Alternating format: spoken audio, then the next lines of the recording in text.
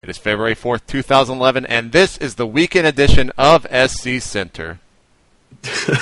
Dun dun dun dun dun dun dun. You like that? Football, yeah, baby. It's pretty good, man. I like those intros. I'm JP McDaniel, and with me, as always, is my co-host Patrick O'Neill there on the left. And let's go ahead and get started with the latest in tournament news. Now, last night the GCPL had its biggest match yet, with Team Liquid facing the European powerhouse Dignitas, and this is how it went down. Naniwa defeated Tyler in the opening match. Rhett defeated Killer. TLO defeated Select. Jinro ended up losing to Show. And then, of course, because we're tied at 2-2, they went on to the ace match, a best-of-3 between Select and Jinro. And, man, that was a crazy, crazy series. Select ended up edging out the win 2-1. But those games were close as all hell, and I'm pretty sure every single one went past 30 minutes, if not 40 minutes. So definitely go check those out. Check the VODs out over at gosucoaching.com. And, I mean, that entire clan war was incredible. We're going to have more coming up this weekend. On Saturday, we have EG versus Root. I'll be casting that, I believe, with Sheth. And then that's kicking off at 1 p.m. And also, again, on Sunday, we'll have Mouse versus Empire, also at 1 p.m. So check out gosucoaching.com or the TL.net thread for more information about that. The Black Dragon League had 3 matches today. We had Night End taking out Braddock 2-0.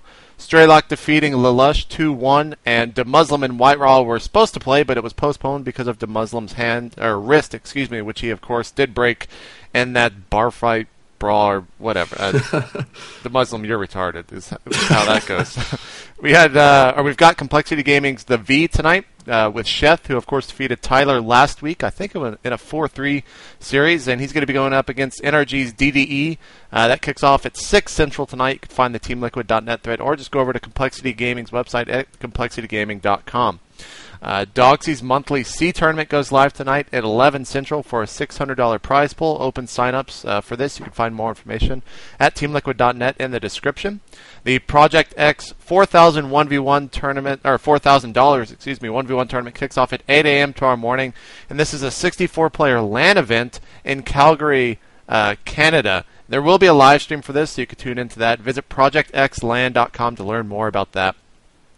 So many different tournaments this weekend. We've got the Sennheiser Cup number 1 kicking off at 8 a.m. with 100 euros at stake. It's an ESL tournament, 512 person.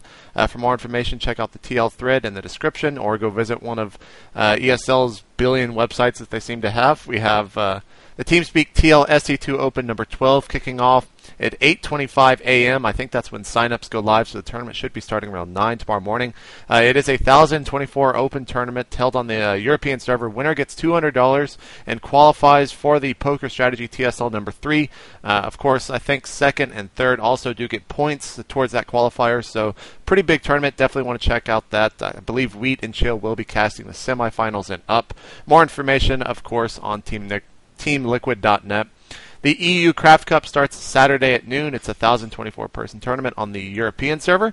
The Craft Cup King of the Month begins at 1 Central Standard Time to play for $500. Of course, the past four winners auto-qualified for this cup. And the U.S. Craft Cup will kick off Sunday at 2 p.m. Central, which is basically an exact mirror of the European Craft Cup, except on the USBattle.net server. For more information on these two tournaments, you can visit craftcup.com. Also going live Saturday evening at 7 p.m. Central, the L2SC.net, the Challenger. It's an event of 100 top 200 players and masters, plus a random chance for viewers to hop in and win some cash. That's what it said in the description. Apparently players like Sheth, Moonin, and Cruncher have all signed up. You can find more information in the TeamLiquid.net thread. The Thunder's Arc Invitational will feature 16 All-Stars from Thunder's top 200 King of the Hill competing for $170 in prizes. Player list includes names like Sheth, Cats, Spades, Drewby, Slush, and a lot more names than that. Those are just some of the big ones that I pulled up. There is a thread on teamliquid.net for more info. I didn't see an actual website for that, so just go to teamliquid.net. The Zotac Cup number 42 goes live Sunday at 6 a.m. bright and early. It is a European tournament. Open tournament on the EU servers with 100 euros for first place. I'm not sure how that is. It's probably at least 512, possibly 1,024. For more information, go to sc2.cups.gamesports.net.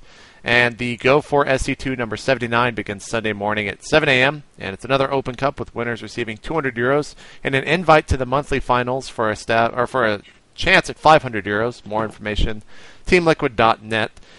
And last but not least, the Fire Flash TV Open number 1 will wrap this weekend up, kicking off at 7 p.m. on Sunday, featuring pros from Root, EG, LG, that's hard to say in a row, and VT Gaming. More information, teamliquid.net. And now we're going to go to Patrick for the latest in SC2 news. What's going on, Patrick? What's up, guys? So leading off the news today is 1.21 is up on the test realm.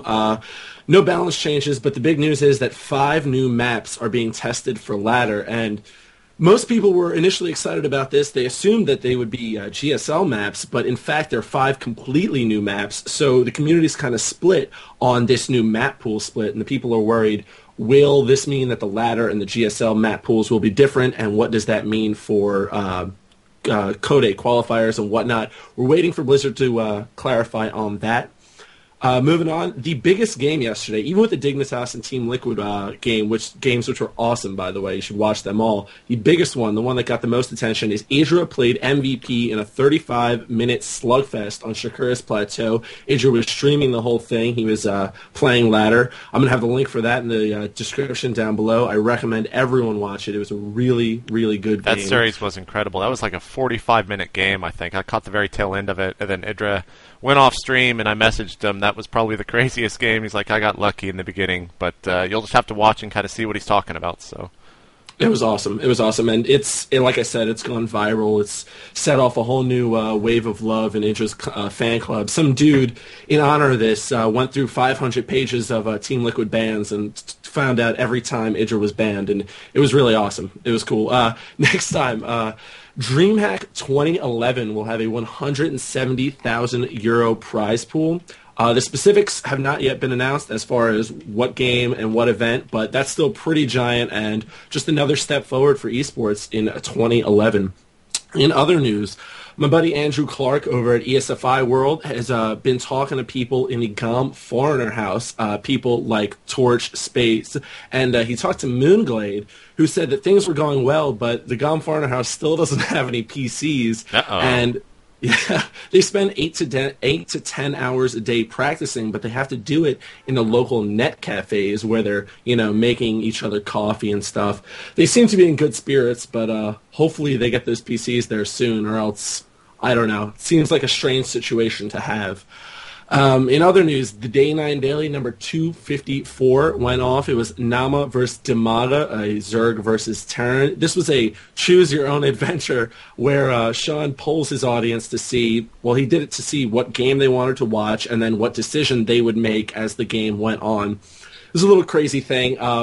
So congratulations to Sean, by the way, who recently lost 25 pounds, he announced over his Twitter. I love to get inside the personal mind of him. Anyway, by the way, reflecting on the story you talked about a minute ago, DeMuslim, Rotterdam and everyone has been freaking out because DeMuslim says he did break his arm and hand, but it wasn't in the bar fight. There was a bar fight, but then separately he tripped and fell. I don't know. Yeah, Talk to Rotterdam. okay, DeMuslim.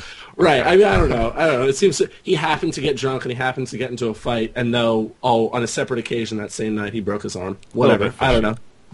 Anyway, MLG's giant prize announcement from yesterday was removed from their website. It's like a 404 now, but it remains on their Twitter and other sources. I would be pretty shocked if anything actually changed in regard to the hundreds of thousands of dollars in prizes that they announced. But this is something that people are seeking official comments from MLG on. And finally, this little show you guys may know of called State of the Game reached number 7 in the iTunes store under Games and Hobbies of the podcast section.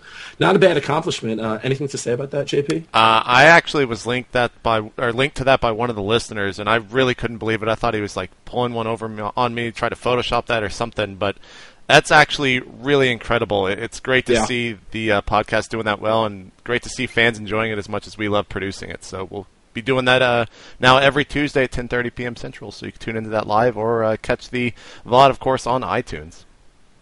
Yeah, that's a really great accomplishment. And one final piece of non-news, I guess, Mao's Mana was being interviewed about his prospects to go to Korea. He's one of the best Protoss players in Europe, but he says he's still too young at 18 to do it. Didn't rule out a further one. Reminded me of Morrow, who wants to finish his education before he commits to something like that. But that's all I've got over here, JP. All right. Well, that is actually going to do it for the SC Center Weekend Edition. Again, you can follow myself on Twitter at twitter.com/itmejp, and also Patrick at twitter.com/chobopeon. Help grow the show by posting in the thread that's on Team Liquid. It will be in the description, and link it to your friends. Of course, we will be getting audio, so you don't have to listen to Patrick make that for the intro and end, and probably working on some. Maybe they did like it, so maybe we won't change it, actually. We'll just make up new ones each day. But we will be getting new graphics and things like that over the course of the next couple of weeks. So thanks again for tuning in, guys. I'm JP McDaniel, and that is Patrick O'Neill, and we will see you Monday for the Monday edition of the SC Center.